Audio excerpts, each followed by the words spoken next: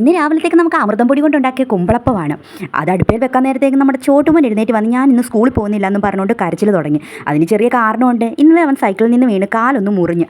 ഇപ്പം ഈ കരഞ്ഞുകൊണ്ടിരിക്കുന്നവൻ school bus പോയി കഴിയുമ്പോൾ അവന് ഒരു കുഴപ്പവും ഇല്ല. സൈക്കിൾ എടുത്ത് അവൻ ലോകം മൊത്തം ചുറ്റാനായിട്ട് അങ്ങ് ഇറങ്ങും. ഇന്ന് സ്കൂളിൽ പോകാൻ മടിയായതുകൊണ്ട് തന്നെ അവൻ ഏറ്റവും ഇഷ്ടപ്പെട്ടത് ഉച്ചക്കത്തേക്ക് കൊടുത്തു വിടാമെന്ന് വിചാരിച്ചു. ഉരുളക്കിഴങ്ങ് മെഴുക്കുവരട്ടിയും പപ്പടമാണ് അവന് ഏറ്റവും ഇഷ്ടപ്പെട്ടത്. അപ്പോൾ അതിനായിട്ട് ഉരുളക്കിഴങ്ങ് നീളത്തിൽ അരിഞ്ഞ് മസാലയൊക്കെ പുരട്ടി എണ്ണയ്ക്കകത്തിട്ട് വറുത്തിങ്ങെടുത്തു. പിന്നെ പപ്പടവും കൂടെ അങ്ങ് വറുത്തു. അങ്ങനെ ലഞ്ച് ബോക്സിലേക്ക് ചോറും സാമ്പാറും ഉരുളക്കിഴങ്ങ് മെഴുക്കുവരട്ടിയും പപ്പടവും കൂടെ അങ്ങ് വെച്ച് ലഞ്ച് ബോക്സ് അങ്ങ് റെഡിയാക്കി. പിന്നെ അവൻ്റെ കാലിൽ ഒരു ബാൻഡേജ് കൂടി ഒട്ടിച്ചിട്ട് ബസ് സ്റ്റോപ്പിലേക്ക് കൊണ്ടുവിടാനായിട്ട് പോയി.